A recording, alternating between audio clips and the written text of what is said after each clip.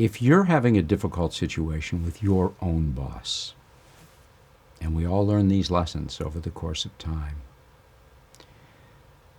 the best shot you have of dealing with it is speaking privately with that person. We all have to, at one point or another in our lives, have the courage of our convictions. If you see that something is not being done correctly, there comes a point in your career where you have enough experience and hopefully you have just enough clout within the organization that you're part of, where you can say to your boss, there may be a better way to do this. But over the course of time, I've certainly learned that those conversations are best suited to be held privately. Make an appointment or pull the boss aside and say, can I talk to you privately about this? And again, you need to couch it, because I don't know any boss who likes to be told, you're wrong. But I do know bosses who can appreciate and respect somebody saying, have you thought about X? Have you thought about Y? Or I've been thinking about how we're moving forward, and I wonder if you would consider X or Y.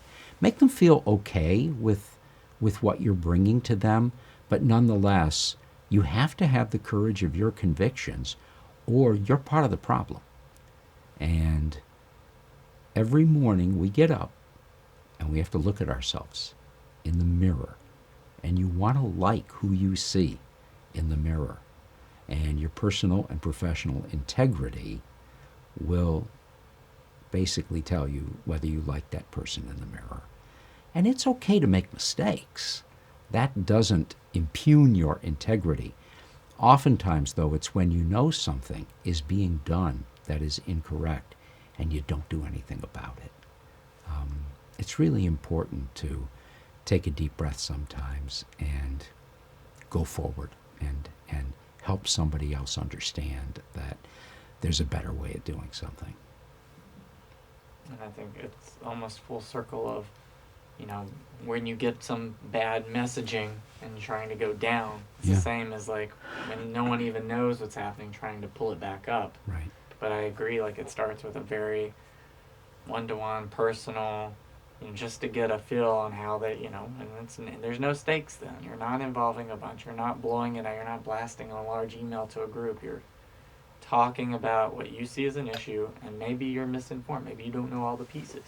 And so it's problem solving with, I would say, a low stakes conversation versus creating more of an issue or putting yourself at risk. There's a huge difference between written communication and verbal communication. Emails today represent an easy way out. And whether you're upset about something and you inadvertently hit send before you think about it, and then you're sorry that you sent the email, or you're taking an action as a leader, think first before you hit send on an email. Don't take the easy way out when you have to take a difficult action.